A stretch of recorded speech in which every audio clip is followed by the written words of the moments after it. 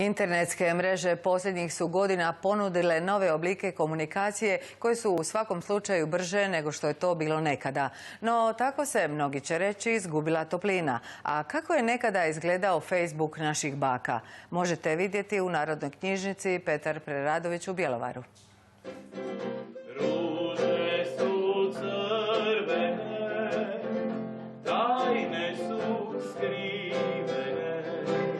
Ovako je izgledao Facebook naših baka. Nije bilo djevojci milije nego dok je simpatija u spomenar napisala posvetu nastojeći je šarmirati ili prijateljica mudar savjet. O ljubavi, o drugarstvu, o nečemu što moramo zapamtiti, neko kao uputa nekati za život i tako. To su već bile stare, ponavljane stvari većinom.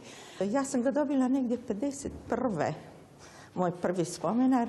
Umjesto laptopa ili tableta, djevojka je za posebne prigode dobivala tu nekada vrijednu bilježnicu koju se s vremenom punilo riječima i crtežima.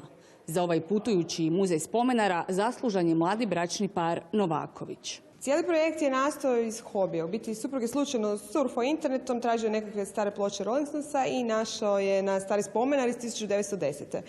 Kako on inače piše reklame i bavi se riječima, jako ga je zanimalo što su ljudi pisali tih godina i kupio je taj spomenar. I tu kad ga je donio doma, u biti osvojio nas je duh tog vremena. Priča uspomena nastaje 5 godina s najstarijim primjerkom iz 1839. Sad ih već u kolekciji imamo preko 350 i onda sam je rekla ajmo ove godine raditi malo izložbe da pokažemo ljudima kako je to nekada izgledalo, kako su se ljudi pisali, kako su se poruke ostavljali. A izgledalo je jednostavno, toplo, blisko, s mnogo zaboravljenih idiličnih mudrosti.